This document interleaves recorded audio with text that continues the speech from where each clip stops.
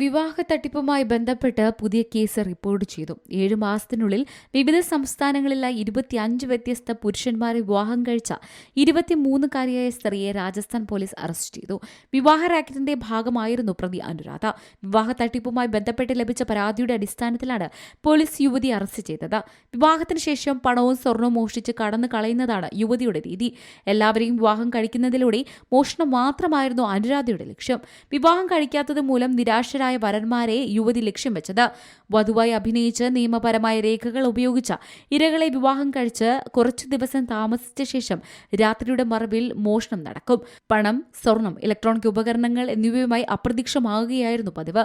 May 3-ന് സഭായി Madhopur സ്വദേശിയായ വിഷ്ണു ശർമ്മ പരാതി നൽകിയതിനെ തുടർന്ന് തട്ടിപ്പ് പുറത്തായത്. സുനിത, പപ്പുമീന എന്നീ 2 ഏജന്റുമാർക്ക് താൻ 2 ലക്ഷം രൂപ നൽകിയതായും അവർ തനിക്ക് അനുയോജ്യമായ ഒരു വധുവിനെ ഏർപ്പാട് ചെയ്യാമെന്ന് വാഗ്ദാനം ചെയ്തതായും വിഷ്ണു ശർമ്മ പറയുന്നു. ഉത്തർപ്രദേശിലെ മഹാരാജ്ഗഞ്ചിൽ ഒരു ആശുപത്രിയിലാണ് അനുരാധ ജോലി ചെയ്തിരുന്നത്. കുടുംബതർക്കത്തിനെ തുടർന്ന് ഭർത്താവിൽ നിന്ന് വേർപിരിഞ്ഞ ഭോപ്പാലിലേക്ക് താമസം മാറി. അവിടെ നിന്നാണ് വിവാഹ തട്ടിപ്പ് സംഘത്തിന്റെ കൂട്ടത്തിൽ അനുരാധ എത്തുന്നത്.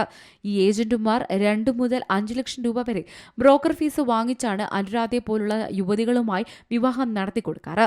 ഈ വിവാഹത്തിന് ശേഷം വധു ഒരാഴ്ച കൊണ്ട് മോഷണം നടത്തി സ്ഥലം കാലിയാക്കും. National desk, Zee Malayalam news.